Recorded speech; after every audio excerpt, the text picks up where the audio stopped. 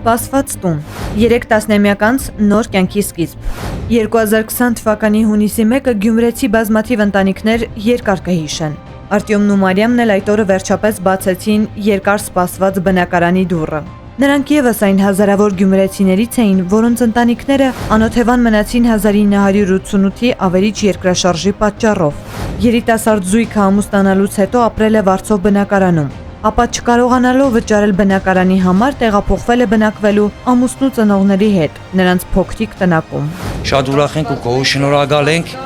Սամվել Կարապետյանից, Հովանավորից ու գոհ շնորհակալ ենք էլեկտրոցանցերից, իրանց այս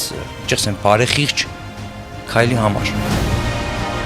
4 երեխա եւ 4 թոռ ունեցող տիկին Շողեկի ընտանիքն էլ 30 տարի ապրում էր տնակում։ Ազգային բարերարին երախտագիտությունս հայտնելու համար անգամ բառեր չեմ գտնում։ Ասում է բազմազավակ ընտանիքի տատիկն ու հավելում. նախկինում շատ տեղեր են դիմել, բայց արձագանք չի եղել։ Այս երեխեքն են 4 հատ անչափահաս, նորից էլի տնակում ոչ ջուր, ոչ գազ, կոմունալ ոչ մի հարմարանք։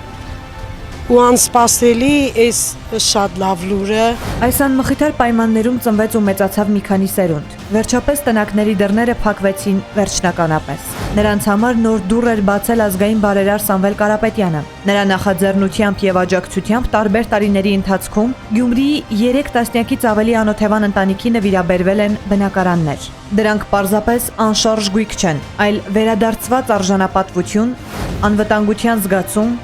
հավատ ապագայի նկատմամբ։ Ես էլի մեծացել եմ տնակում, 3 տարի է որ ապրել եմ։ Տղացիրա ու նորից ամուսնացել եմ, նորից եկա տղա։ Տարիների սպասումից հետո այս ընտանիքների կյանքում սկսվում է նոր փուլ, որտեղ արդեն չկան խոնավ պատեր ու կաթացող տանիքներ, ցրտից ու շոքից վախի ու տագնապի սպասում։ Այստեղ կա ջերմություն, լույս եւ վստահություն, որ վաղվա օրը ավելի ապահով է լինելու։ Սամվել Կարապետյանի այս քայլը հերթական վկայությունն է, որ բարեգործությունը կարող է փոխել մարդկանց ճակատագրերը ոչ թե խոսքով, այլ կոնկրետ գործով։